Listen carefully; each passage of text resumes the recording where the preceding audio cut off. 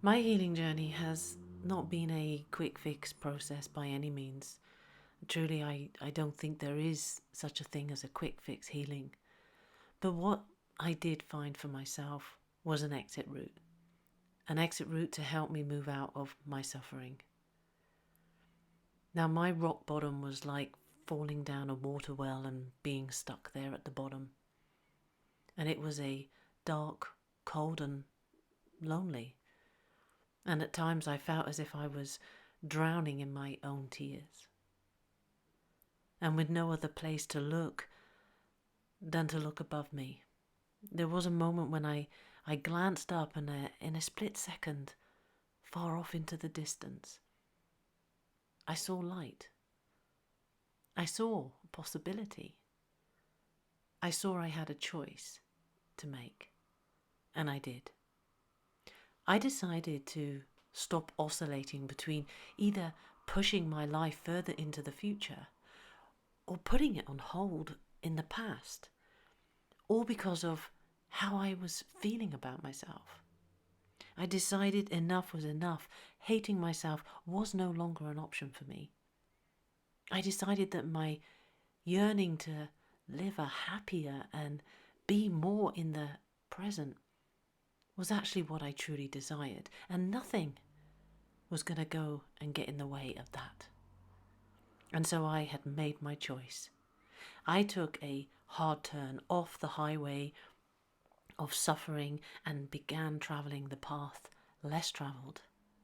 The exit route with my name on it was self-acceptance.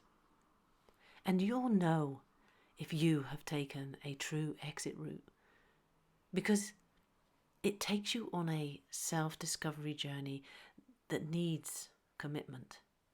It wants intention, and it asks for courage. For a healing process to start, there is a very important first step, which is self-acceptance. But let me be clear.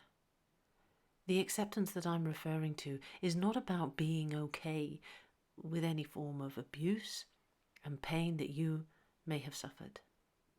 Because that isn't okay. Never. The acceptance that I am referring to is about accepting the truth of what happened to you. And it's fully acknowledging that all forms of physical and emotional abuse, however large or small, are never your fault. And by no means does it make you less of a human being.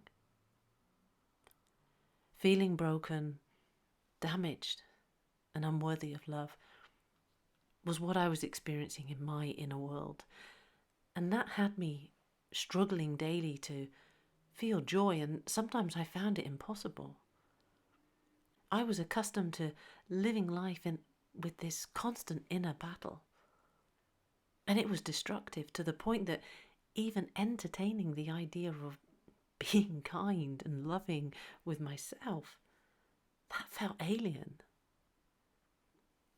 I didn't know how to be kind and loving to myself because I never had done.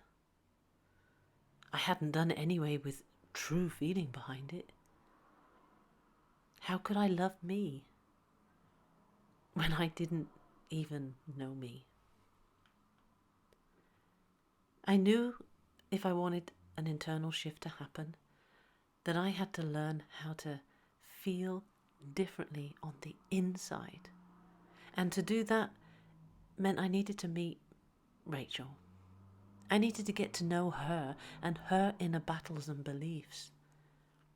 Internal work is a beautiful journey of self-discovery, and the more willing that I was to reconnect with the rejected and the disowned parts of myself, to see, to hear, to feel those parts that felt unworthy, unlovable, and never good enough.